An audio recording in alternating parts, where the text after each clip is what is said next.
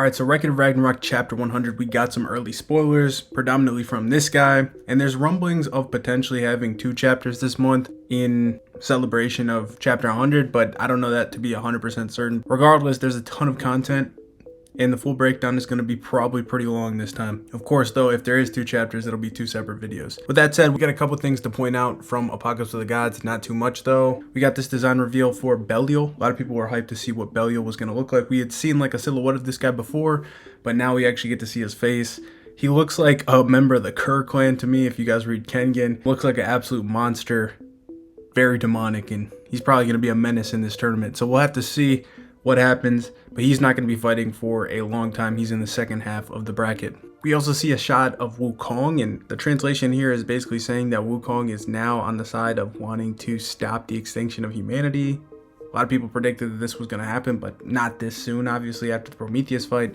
But it seems like Prometheus' words did have an effect on Wukong, and now him being potentially fighting for humanity might be a subplot going forward, so we'll have to see how this all shakes out. We also see Prometheus recovering in the hospital, and it looks like he's smiling, so he's gonna survive. Back on the main story, we find out that Loki has the ability to recreate anything he touches. So he actually goes up and touches this squirrel and basically explains to us that anything he touches he can summon from his own palm, and he actually summons 100 different things to hunt down Simo. So before we obviously saw Hercules, Odin, and Thor, now he has 100 different summonings all hunting down Simo. This was a result of Simo shooting down Hercules' copy. We see Thor's copy get cut down, shot down. Loki was surprised when it happened. Now, when he did shoot down Hercules' copy, we actually get a shot of Ares and Jack, who are both really pissed off. Jack actually says this is unforgivable, and he looks pissed off, so we knew that was gonna happen. Jack obviously respects Hercules a lot. And we find out that Simo has the ability to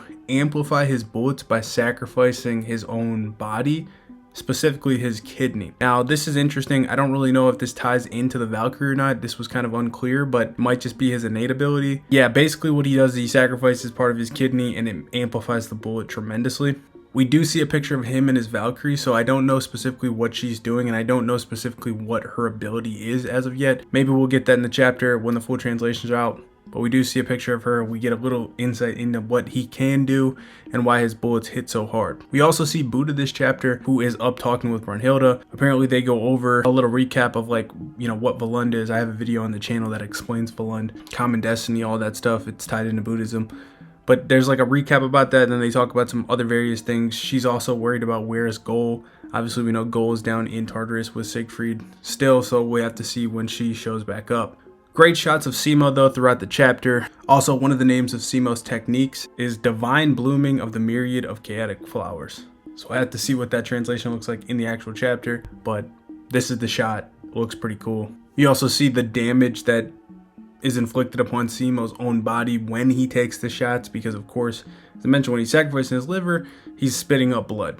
Now, this could lead to an outcome where, you know, a draw is plausible. As always, you know, we keep saying this ad nauseum, but another character right here that has an ability that is hurting himself could lead to a situation where when he keeps shooting, it may end up killing him by the end of this fight. So we'll have to see how that all plays out. We also see that Simo's Valkyrie is taking damage alongside him as well. Unclear what that's from, but it might just obviously be from the self-inflicted wounds that he takes. We also find out that Simo apparently did not actually enjoy killing. It was unbearably painful to him, and that is kind of the premise of why he has this ability. It's overwhelming agony that shatters both his body and soul, and Buddha seems to be impressed by the resolve of Simo, or potentially just perplexed as to why he would do that. But that's when Hilda obviously gives the explanation. But there's a lot more. We're going to talk about all that in the full breakdown, though. I just wanted to give you guys a quick little update explaining like what some of the big talking points are going into this. Of course, the full-fledged video, the full breakdown, will be up in the coming days, so stay tuned for that. The fight's going to be hype. Can't wait to cover the rest. Peace.